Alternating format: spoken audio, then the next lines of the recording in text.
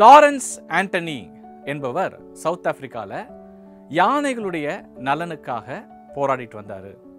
அவர் இந்த யானைகள் பிடிக்கிறவங்க கையிலிருந்து காப்பாற்றி யானைகளுக்கு சரணாலயம் அமைத்து யானைகளுடைய நலனுக்காக அதிகமாக பாடுபட்டு வந்தார். ஒரு நாள் இந்த லாரன்ஸ் ஆண்டனி அவர் இறந்து போனார். இந்த லாரன்ஸ் ஆண்டனி இந்த இறந்த துக்க செய்தி எல்லாருக்கும் பரவினது.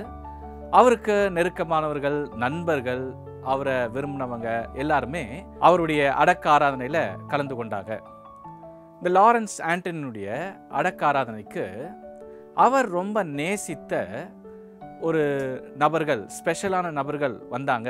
அது யார் அப்படின்னு கேட்டிங்கன்னா, ஒரு 31 யானைகள் இந்த லாரன்ஸ் ஆண்டனி அவர் மறைந்த பிறகு 2 நாள் கழித்து அவருடைய இந்த அடக்க ஆராதனையில் கலந்து கொள்வதற்காக 31 யானைகள் வந்தன அவருடைய அடக்க ஆராதனைக்கு.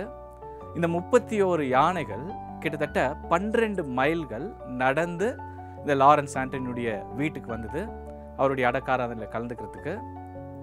ஏன் 2 நாள் ஆச்சு அப்படின்னாக்கா, அவர் இறந்த அன்னைக்கே இந்த யானைகள் அவருடைய இறப்பை எப்படியோ உணர்ந்து கொண்டது. அவர் இறந்த அன்னைக்கே இந்த யானைகள் தன்னுடைய பயணத்தை ஆரம்பிச்சது.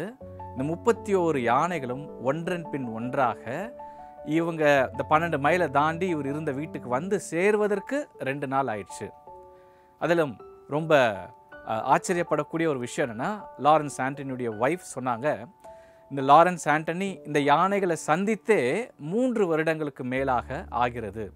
எப்படி இந்த இறப்பை இந்த யானைகள் அறிந்து கொண்டதுன்னு தெரியல.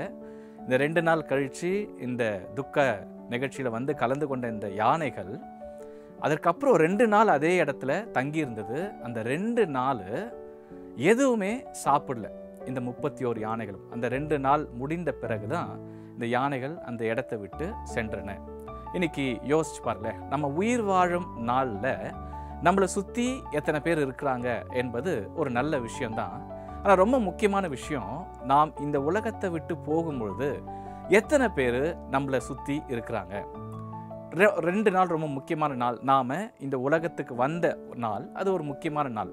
நம்ம இந்த உலகத்துக்கு வந்த விதம் யோசித்து பார்த்திங்கன்னா, நாம் பிறந்த குழந்தை அது நாம் அழுதுருப்போம், சுற்றி இருக்கிறவங்களாம் சிரிச்சிருப்பாங்க, சந்தோஷப்பட்டிருப்பாங்க, ஒரு குழந்தை பிறந்துருச்சு அப்படின்ற ஒரு சந்தோஷம். இந்த உலகத்தை விட்டு மனிதர்கள் போகும்பொழுது 2 விதமான நிகழ்வு நடக்குது. சில பேர் அவங்க லைஃப்பில் எதுவுமே சாதிக்காமல், குறிப்பாக மனிதர்களை சம்பாதிக்காமல் இந்த உலகத்தை விட்டு போகும்பொழுது அவங்களுடைய கடைசி நாட்களில் ரொம்ப வெறுமையாக, இருளாக ஃபீல் பண்ணுவாங்க. அவங்க இந்த உலகத்தை விட்டு போகும்பொழுது, அதாவது மரிக்கும் தருவாயில் போகும்போது அவங்க அழுவாங்க, சுற்றி இருக்கிறவங்களாம் சிரிப்பாங்க, சந்தோஷப்படுவாங்க, அப்பா எப்படியோ போகுது அப்படின்ட்டு. இது ஒரு வகையான ஒரு வாழ்க்கை. இன்னொரு வாழ்க்கை, சில பேர் தாங்கள் வாழ்ந்த வாழ்க்கையில் மனிதர்கள் மத்தியில் ஒரு தாக்கத்தை ஏற்படுத்தி அவங்களுடைய நலனுக்காக வாழ்ந்து ஒரு திருப்தியோட மனநிறைவோடு இந்த உலகத்தை விட்டு போவாங்க. லாரன்ஸ் ஆண்டனி மாதிரி அவங்கள சுற்றி இருக்கிறவங்க ஐயோ இவரை நாம் இழக்கிறோமே அப்படின்ட்டு அழுவாங்க. இது ஒரு விதமான வாழ்க்கை. இன்றைக்கி நாம் எப்படிப்பட்ட முடிவு, நம்ம தீர்க்காயசாக உயிர் வாழ்ந்து இந்த உலகத்தை விட்டு நாம் போகிற கடைசி நாளில் நம்ம எப்படிப்பட்ட ஒரு முடிவை அடைய விரும்புகிறோம்? பைபிளில் யோராம் அப்படின்ற ஒரு ராஜா இருந்தார். அவர் எருசலேமை 8 வருஷம் அரசாண்டார். இந்த யோராம் இறக்கும்போது பைபிளில் அவரை பற்றி குறிப்பிடப்பட்டிருக்குது, விரும்புவார் இல்லாமல் இறந்து போனான், வருந்துவார் யாருமின்றி மறைந்து போனான். கொஞ்சம் யோசிச்சு பாருங்களேன், 8 வருஷம் அவர் ராஜாவாக இருந்திருக்கிறாரு.